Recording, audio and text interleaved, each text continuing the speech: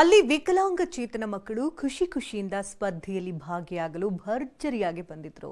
ಆದರೆ ಅಧಿಕಾರಿಗಳ ಬೇಜವಾಬ್ದಾರಿ ಮಕ್ಕಳ ಸಂಭ್ರಮವನ್ನೆಲ್ಲ ಕಸಿದುಕೊಂಡಿದೆ. ಕನಿಷ್ಠ ಊಟವೂ ಇಲ್ಲದೆ ಪುಟಾಣಿಗಳು ಪರದಾಡಿದ್ದಾರೆ.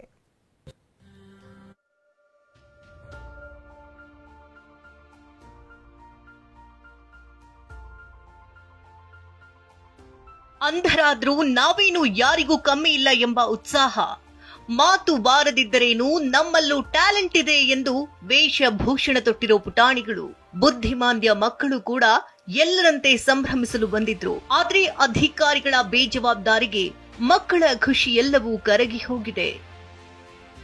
ಕ್ರೀಡಾಕೂಟದಲ್ಲಿ ಊಟವಿಲ್ಲದೆ ವಿಶೇಷ ಚೇತನ ಮಕ್ಕಳ ಪರದಾಟ, ಮಕ್ಕಳನ್ನ ಅಮಾನವೀಯವಾಗಿ ನಡೆಸಿಕೊಂಡ ಅಧಿಕಾರಿಗಳು.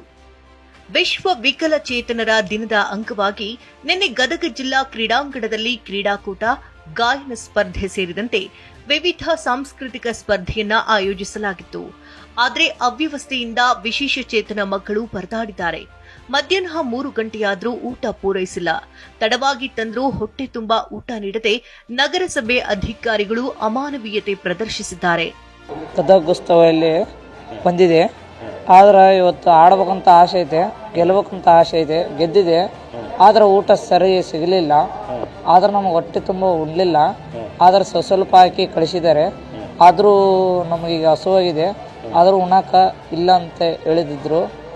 ಊಟದ ತಾಪತ್ರಯ ಒಂದು ಕಡೆಯಾದ್ರೆ ಸಂಗೀತ ಕಾರ್ಯಕ್ರಮದ ವೇಳೆ ವಿದ್ಯುತ್ ಸಂಪರ್ಕ ಕಡಿತ, ಸೌಂಡ್ ಸಿಸ್ಟಮ್ ಅವ್ಯವಸ್ಥೆಯಿಂದ ಪುಟಾಣಿಗಳು ಪರದಾಡಿದ್ದಾರೆ. ಇನ್ನು ಅಧಿಕಾರಿಗಳ ಬೇಜವಾಬ್ದಾರಿ ಬಗ್ಗೆ ವಿಕಲಚೇತನ ಮಕ್ಕಳ ಕಲ್ಯಾಣ ಅಧಿಕಾರಿ ಕೇಳಿದ್ರೆ ಅವರು ಹೇಳಿದ್ದು ಹೀಗೆ. ಕರೆಂಟ್ ಇಂದ ನಮಗೆ ಗೊತ್ತಿಲ್ರಿ, ಇವತ್ತು ಕರೆಂಟ್ ತೆಗಿತಾರಂತ ಗೊತ್ತಿಲ್ಲ ನಮಗೆ. ಬೆಳಗ್ಗೆ ಶಾಮಿಯಾನದವ್ರಿಗೆ ನಾನು ಇಂಟಿಮೇಷನ್ ಮಾಡಿದ್ದೀನಿ.